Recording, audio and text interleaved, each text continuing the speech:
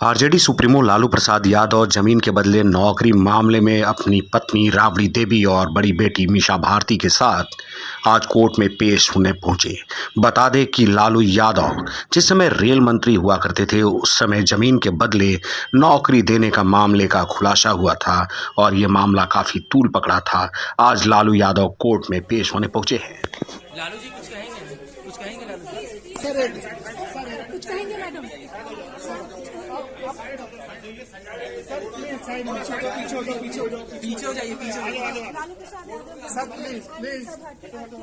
से बीमार चल रहे थे, उनकी दूसरी बेटी रोहिणी आचार्य ने अपना किडनी डोनेट कर अपने पिता की जान बचाई, लेकिन अभी भी लालू यादव पूर्णतः स्वस्थ नहीं हुए हैं। इसी बीच ईडी और सीबीआई ने उनके परिवार और उनके साथियों के घर छापेमारी करना शुरू किया।